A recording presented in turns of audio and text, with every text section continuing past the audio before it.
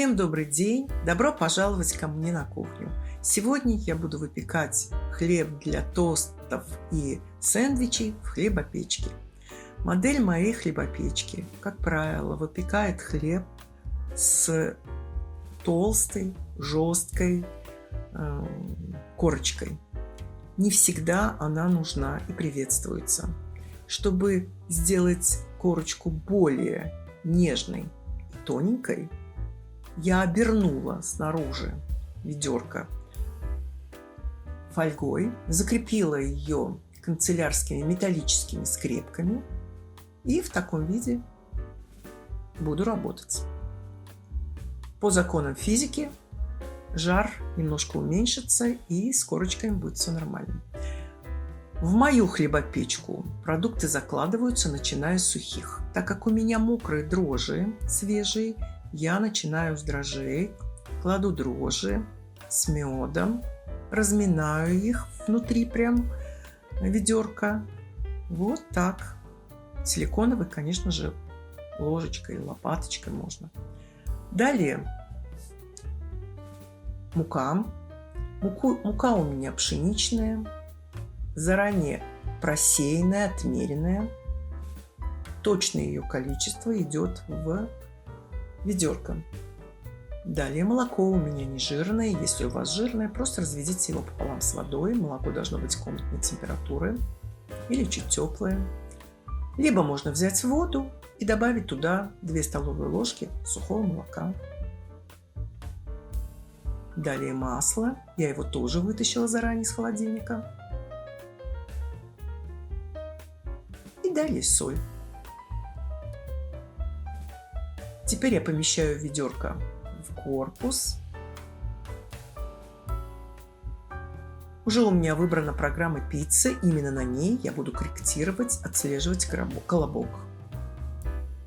Так как от колобка, от правильности колобка зависит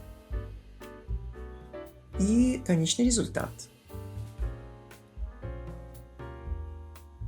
Вот так. Колобок должен быть мягкий, но вместе с тем гладкий, сформированный. Он не должен растекаться по ведерку, не быть шершавым, не быть корявым, так как везде разные температуры. На кухне может быть жарко, прохладно, влажность воздуха тоже у всех разная, и мука, качество муки у всех разное.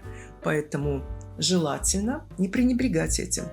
И отслеживание и выравнивание колобка гарантирует вам хороший конечный результат. Вот такой он ровненький. Он месяца минут 5, наверное. Промесить 5-10 минут, убедиться, что он ровный, гладкий, не липнет к стенкам и дну, нет дополнительной муки по бокам. Вот все. Закрываю крышку, отключаю программу «Пицца» и выбираю необходимую мне программу. А это в моем случае программа 8. Выбрала размер М, маленький, и выбрала корочку, светлую я беру, light. Все, 4 часа машина будет работать. Старт. Через 4 часа посмотрим.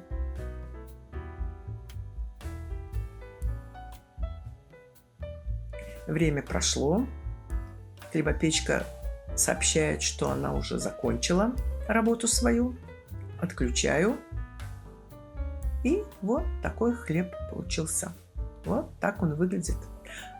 Очень аккуратно, с помощью прихваточки вытаскиваю ведро. Потому что все очень-очень горячо. Остужать хлеб я буду на решетке.